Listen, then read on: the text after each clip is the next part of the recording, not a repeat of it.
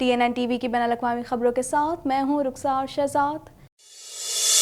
Canada میں election 2 سال بعد ہونے تھے، مگر جسٹن ٹروڈو کے اعلان کے بعد اب اگلے ماہ 20 ستمبر کو الیکشن منعقد کیے جائیں گے۔ مزید جانتے ہیں اس رپورٹ میں۔ کینیڈین وزیر اعظم جسٹن ٹروڈو نے حکومت میں اکثریت حاصل کرنے کے لیے ملک میں قبل از وقت الیکشن کروانے کا اعلان کر دیا ہے۔ کینیڈا میں الیکشن 2 سال بعد ہونے تھے، مگر جسٹن ٹروڈو کے اعلان کے بعد اب اگلے ماہ 20 ستمبر کو الیکشن منعقد کیے جائیں گے۔ جسٹن ٹروڈو، جن کی لبرل پارٹی نے 2015 میں اکثریت حاصل کی تھی، لیکن 2019 کے الیکشن میں انہوں نے 157 نشستیں جیت کر اتحادی حکومت بنائی تھی، اب وہ امید کر رہے ہیں کہ وہ اس الیکشن میں اکثریت واپس حاصل کر لیں گے۔ واضح ہے کہ لبرل پارٹی کو اکثریت حاصل کرنے کے لیے پارلیمنٹ کی 338 میں سے 170 نشستوں کی ضرورت ہے۔ کینیڈین وزیر اعظم نے دارالحکومت اوٹاوا میں صحافیوں سے بات کرتے ہوئے کہا کہ وہ گورنر جنرل میری سائمن کی رہائش گاہ پر گئے اور ان سے پارلیمنٹ تحلیل کرنے کا کہا، جس پر سائمن نے ان کی درخواست قبول کر لی ہے، جس کے بعد کینیڈا میں 20 ستمبر کو عام انتخابات ہوں گے۔ خیال رہے کہ کینیڈا کے پارلیمانی نظام کے تحت گورنر جنرل کو باضابطہ طور پر قبل از وقت الیکشن کروانے کے لیے کہا جاتا ہے، پھر وہ وزیر اعظم کے مشورے پر پارلیمنٹ کو تحلیل کرتا ہے۔ قبل از وقت الیکشن میں جیتنے والا امیدوار اپنی 5 سالہ مدت پوری کرتا ہے۔ لبرل لیڈر جسٹن ٹروڈو سے ملاقات کے بعد گورنر جنرل میری سائمن نے پارلیمنٹ تحلیل کرنے کی درخواست منظور کر لی، جس کے بعد انتخابی ریٹ جاری کی گئی اور کینیڈا کے 44ویں وفاقی انتخابات کا باقاعدہ آغاز ہوا۔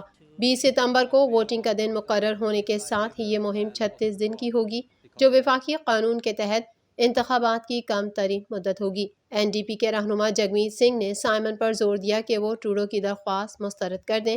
کنزرویٹو لیڈر ایرن اوٹول کا کہنا تھا کہ وہ وبا کی چوتھی لہر کے دوران انتخابی مہم چلانے کے بارے میں فکر مند ہیں، اور انہوں نے ٹروڈو پر الزام لگایا کہ وہ اپنے سیاسی مفاد میں انتخابات میں حصہ لے رہے ہیں۔ کینیڈین صوبے اونٹیریو میں کورونا وائرس کے پھیلاؤ میں اضافہ جاری ہے۔ صوبے میں مسلسل چوتھے روز 500 سے زائد نئے کیسز رپورٹ ہوئے۔ مزید جانتے ہیں اس رپورٹ میں۔ کینیڈین صوبے اونٹیریو میں کرونا وائرس کے پھیلاؤ میں اضافہ جاری ہے۔ صوبے میں مسلسل چوتھے روز 500 سے زائد نئے کووڈ-19 کیسز رپورٹ ہوئے، جس سے 7 دن کے کیسز کی اوسط تعداد 440 ہو گئی۔ 24 گھنٹوں کے دوران اونٹیریو میں 511 نئے کووڈ-19 کیسز رپورٹ ہوئے، جو ہفتے کی روز کی تعداد 578 سے کم ہے، لیکن پچھلے ہفتے کی تعداد 423 سے زیادہ ہے۔ کیسز کی تعداد گزشتہ ہفتے کو 428 اور گزشتہ اتوار کو 261 تھی۔ صوبے میں وائرس سے مرنے والوں کی تعداد 9418 تک پہنچ گئی ہے۔ گزشتہ 24 گھنٹوں کے دوران صرف 19,000 سے زیادہ ٹیسٹ کیے گئے۔ صوبے بھر میں ٹیسٹوں میں مثبت شرح اب 2.6% ہے، جو پچھلے ہفتے کی شرح سے 2% زائد ہے۔ رپورٹ ہونے والے نئے کیسز میں سے 350 نان ویکسینیٹڈ افراد شامل ہیں اور 67 ایسے ہیں جنہیں جزوی طور پر ویکسین دی گئی ہے۔ 24 گھنٹوں کے دوران ٹورنٹو میں 116، پیل ریجن میں 69 اور یارک ریجن میں 64 کیسز سامنے آئے۔ اونٹیریو کی وزیر صحت کرسٹین ایلٹ نے ٹویٹ میں بتایا کہ تمام اسپتال ہفتے کے آخر میں اپنے ڈیٹا کی اطلاع نہیں دے سکتے ہیں۔ اس طرح نامکمل اعداد و شمار کی وجہ سے اتوار اور سوموار کو اسپتال اور ICU میں داخلوں کی ویکسینیشن کی صورتحال کو اپ ڈیٹ نہیں کیا جائے گا۔ اونٹیریو میں 12 اور اس سے زیادہ عمر کے 81.5% افراد کو کووڈ-19 ویکسین کی ایک خوراک ملی ہے اور 63.3% کو 2 خوراکیں ملی ہیں۔ کینیڈا نے 20,000 افغان شہریوں کو اپنے ہاں پناہ دینے کا اعلان کیا ہے۔ ان میں وہ لوگ شامل ہیں جو ممکنہ طور پر طالبان کا ہدف ہو سکتے ہیں۔ مزید جانتے ہیں اس رپورٹ میں۔ کینیڈا نے 20,000 افغان شہریوں کو اپنے ہاں پناہ دینے کا اعلان کیا ہے۔ ان میں حکومتی اہلکار، خواتین رہنما اور دیگر ایسے شہری شامل ہیں جو ممکنہ طور پر طالبان کا ہدف ہو سکتے ہیں۔ یہ اعلان ایک ایسے موقع پر سامنے آیا ہے جب طالبان کی افغانستان میں تیز رفتار پیش قدمی جاری ہے۔ کینیڈا کے وزیر امیگریشن مارکو مینڈکنو نے ایک پریس کانفرنس میں کہا کہ افغانستان کی موجودہ صورتحال تکلیف دہ ہے اور ایسے میں ان کا ملک خاموش نہیں بیٹھے گا۔ انہوں نے کہا کہ ایسے افراد کو کینیڈا میں پناہ دی جائے گی جن سے متعلق خوف ہے کہ وہ طالبان کا ہدف ہو سکتے ہیں۔ انہوں نے بتایا کہ ان میں سے ایسے افغان بھی شامل ہیں جو ابھی افغانستان ہی میں ہیں اور کچھ ایسے بھی جو پہلے ہی کینیڈا پہنچ چکے ہیں۔ اونٹیریو صوبے میں کورونا کیسز کی تعداد سب سے زیادہ ہے۔ صوبے بھر میں کورونا وائرس سے متاثر ہونے والوں کی تعداد 5,55,561 تک جا پہنچی ہے۔ مزید تفصیلات اس رپورٹ میں۔ کینیڈا بھر میں کرونا وائرس کی موذی وبا ایک بار پھر سر اٹھانے لگی۔ آخری اطلاعات کے مطابق کینیڈا بھر میں کرونا کے مریضوں کی مجموعی تعداد 14,51,969 تک جا پہنچی ہے، جبکہ ہلاکتیں 26,692 ہو گئیں، جبکہ 14,06,010 افراد صحت یاب ہو چکے ہیں۔ اونٹیریو صوبے میں کرونا کیسز کی تعداد سب سے زیادہ ہے۔ صوبے بھر میں کرونا وائرس سے متاثر ہونے والوں کی تعداد 5,55,561 تک جا پہنچی ہے، جبکہ ہلاکتوں کی تعداد 9,412 ہے۔ کینیڈا میں کرونا وائرس کے سبب سب سے زیادہ ہلاکتیں کیوبیک صوبے میں ہوئی ہیں۔ صوبے میں کرونا وائرس کے مجموعی کیسز کی تعداد 3,81,587 ہے، جبکہ صوبے میں کرونا وائرس کے باعث ہونے والی ہلاکتوں کی تعداد 11,242 تک پہنچ چکی ہے۔ کینیڈین صوبے البرٹا میں بھی اس مہلک وبا میں اضافہ دیکھنے میں آ رہا ہے، جہاں 2,38,939 افراد کرونا وائرس سے متاثر ہوئے ہیں، جبکہ 2,331 افراد ہلاک ہو چکے ہیں۔ برٹش کولمبیا میں کیسز کی تعداد 1,55,079 تک جا پہنچی ہے، جبکہ صوبے میں کرونا وائرس سے ہونے والی ہلاکتوں کی تعداد 1,779 ہے۔ بین الحکومتی امور کے وزیر ڈومینک لی بلانک نے اعلان کیا ہے کہ کینیڈا اس موسم خزاں تک وفاقی خدمت میں تمام کارکنوں کے لیے کووڈ-19 ویکسینیشن کو لازمی قرار دے رہا ہے۔ لی بلانک نے ایک نیوز کانفرنس میں صحافیوں سے گفتگو کرتے ہوئے کہا کہ ہم تمام وفاقی طور پر مضبوط صنعتوں اور شعبوں اور کراؤن کارپوریشن سے مطالبہ کرتے ہیں کہ وہ بھی اس پر عمل کریں۔ انہوں نے مزید کہا کہ اس پر عمل درآمد اکتوبر تک شروع ہو جائے گا۔ لی بلانک نے کہا کہ ہم توقع کرتے ہیں کہ وفاقی عوامی خدمت اس لازمی تقاضے پر عمل کرنا چاہے گی۔ وبا کے خاتمے اور معیشت کو محفوظ طریقے سے کھلے رہنے کی اجازت دینے کا یہ بہترین طریقہ ہے۔ یہ قانون تجارتی پروازوں، بین الصوبائی مسافر ٹرینوں اور کروز جہازوں کے مسافروں پر بھی لاگو ہوگا۔ تاہم لی بلانک نے کہا کہ جن لوگوں کو طبی وجوہات کی بنا پر ویکسین نہیں لگائی جا سکتی، ان کے لیے جانچ اور اسکریننگ کے اقدامات کیے جائیں۔ طالبان کے افغانستان پر تیزی سے کنٹرول نے امریکی صدر سمیت دیگر اعلیٰ عہدیداروں کو حیران کر دیا۔ امریکی وزیر خارجہ کا کہنا ہے کہ افغان صورتحال انتہائی تیزی سے بدلی، جس کا ہم کو اندازہ بھی نہیں تھا۔ مزید جانتے ہیں اس رپورٹ میں۔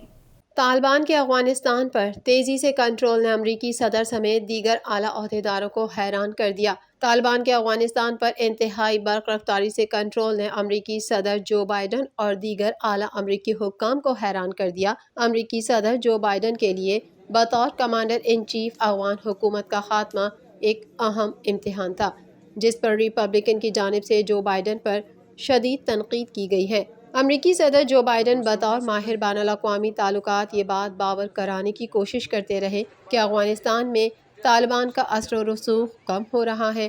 اس کے علاوہ اس بات پر بھی بضد رہے کہ تمام امریکی 20 سالہ جنگ کا خاتمہ چاہتے ہیں۔ امریکہ کے لیے یہ ایک ایسا تنازع رہا جس میں پیسہ اور فوجی طاقت کا استعمال صرف اس لیے کیا گیا تاکہ افغانستان کے لوگوں پر مغربی طرز کی جمہوریت تھوپی جا سکے۔ تاہم افغان معاشرہ اس کو قبول کرنے کے لیے کبھی تیار نہ ہوا۔ وائٹ ہاؤس کے سینئر عہدیدار کے مطابق گزشتہ روز طالبان کے کابل پر قبضے کے بعد امریکی صدر کیمپ ڈیوڈ میں اپنے آفس میں بیٹھ کر افغانستان کی صورتحال سے متعلق معاملات دیکھتے رہے اور نیشنل سیکیورٹی ٹیم سے بریفنگ بھی حاصل کی۔ تاہم طالبان کا صرف چند دنوں میں پورے افغانستان پر کنٹرول حاصل کرنا امریکی انتظامیہ کے لیے حیران کن عمل تھا۔ دوسری جانب امریکی وزیر خارجہ اینٹونی بلنکن کا کہنا ہے کہ افغان فورسز ملک کے دفاع میں ناکام رہے، جبکہ افغان صورتحال انتہائی تیزی سے بدلی، جس کا ہم کو اندازہ بھی نہ تھا۔ پینٹاگون کی جانب سے جاری بیان میں کہا گیا ہے کہ حامد کرزئی ایئرپورٹ کی سیکیورٹی کے لیے حفاظتی اقدامات اٹھائے گئے ہیں تاکہ امریکی اور اتحادی شہریوں کو بحفاظت افغانستان سے نکالا جا سکے۔ افغانستان نے جمہوری صدر اشرف غنی کے فرار اور ملک پر طالبان کے قبضے اور طالبان حکومت کے قیام کی راہیں ہموار ہونے پر ٹرمپ نے صدر بائیڈن سے مستعفی ہونے کا مطالبہ کر دیا۔ غیر ملکی خبر رساں ادارے کی رپورٹ کے مطابق سابق صدر ڈونلڈ ٹرمپ، جنہوں نے افغانستان سے امریکی فوج کے انخلا کے لیے اقدامات شروع کیے تھے، نے کہا ہے کہ صدر بائیڈن کے افغانستان سے متعلق اقدام سے امریکہ کی بدنامی ہوئی ہے۔ سابق صدر ٹرمپ نے اپنے ساتھیوں کو ایک ای میل کے ذریعے پیغام دیا کہ جو بائیڈن نے جو افغانستان کے ساتھ کیا ہے اس سے امریکہ کی بدنامی ہوئی ہے، اس لیے صدر بائیڈن کو اپنے عہدے سے استعفیٰ دے دینا چاہیے۔ نیو یارک پہنچتے ہی ڈونلڈ ٹرمپ نے جو بائیڈن کی پالیسیوں کو بھی شدید تنقید کا نشانہ بنایا۔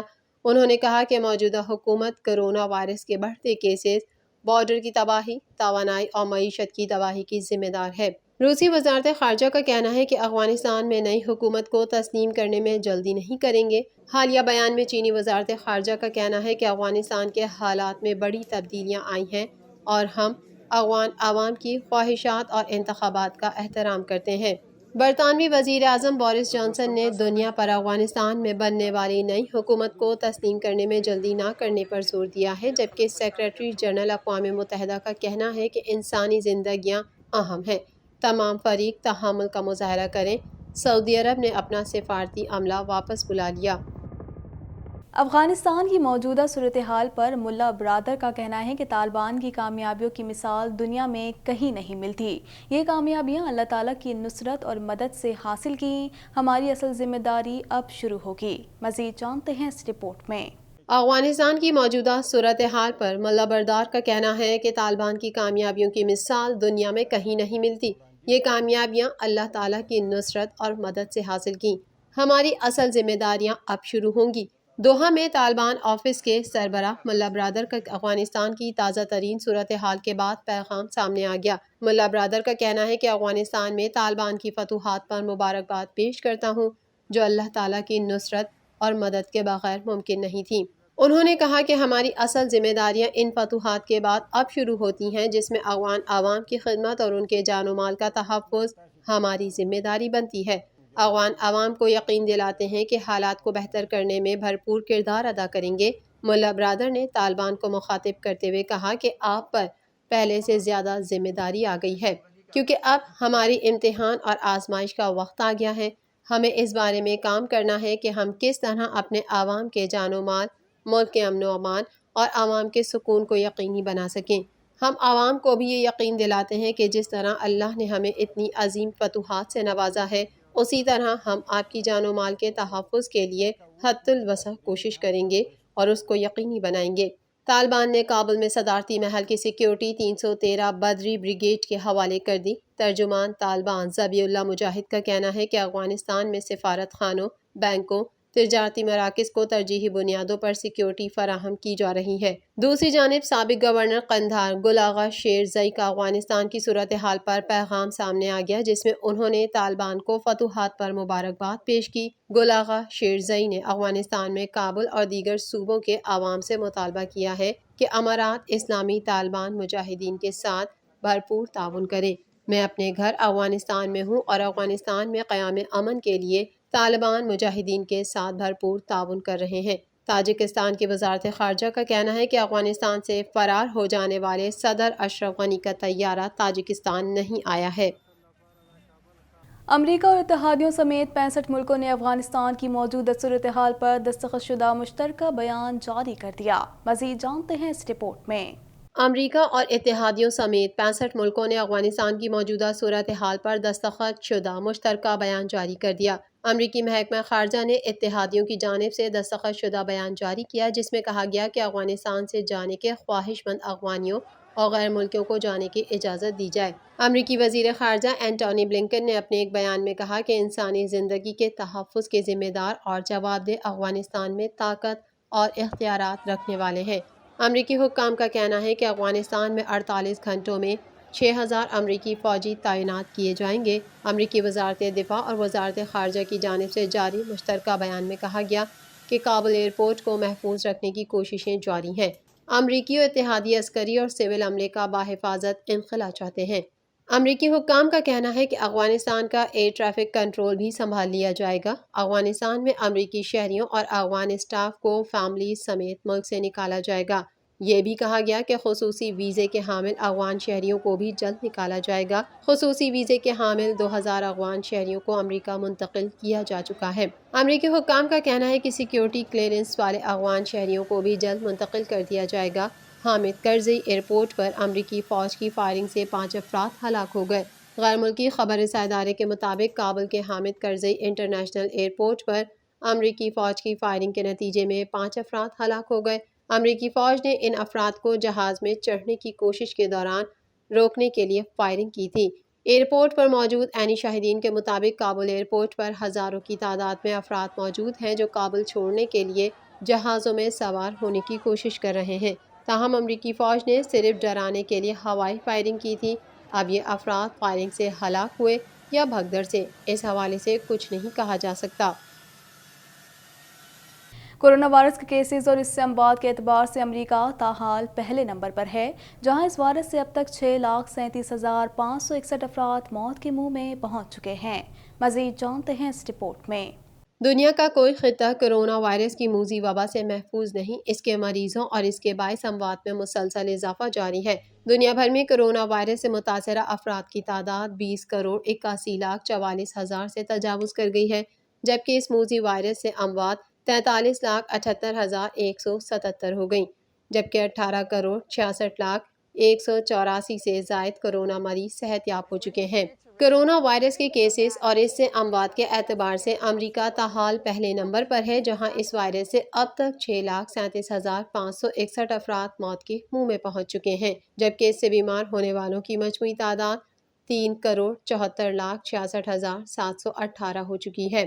1 ارب سے زائد آبادی والا ملک بھارت کرونا وائرس کے مریضوں کی تعداد کے حوالے سے دوسرے نمبر پر ہے، جہاں اس وائرس سے 4,31,674 ہلاکتیں ہو چکی ہیں، جبکہ اس سے متاثرہ 3,22,25,513 مریض سامنے آ چکے ہیں۔ ترکی میں کرونا وائرس سے اموات 53,159 تک جا پہنچی ہیں، جبکہ کیسز 60,78,653 ہو چکے ہیں۔ سعودی عرب اسی فہرست میں 47ویں نمبر پر پہنچ چکا ہے، جہاں کرونا وائرس سے اب تک کل اموات 8,412 رپورٹ ہوئی ہیں، جبکہ مملکت میں کرونا مریضوں کی تعداد 5,38,525 تک جا پہنچی ہے۔ TNN TV کے نیوز بلیٹن سے فی الوقت اتنا ہی۔ مزید خبروں اور اپڈیٹس کے لیے دیکھتے رہیے TNN TV۔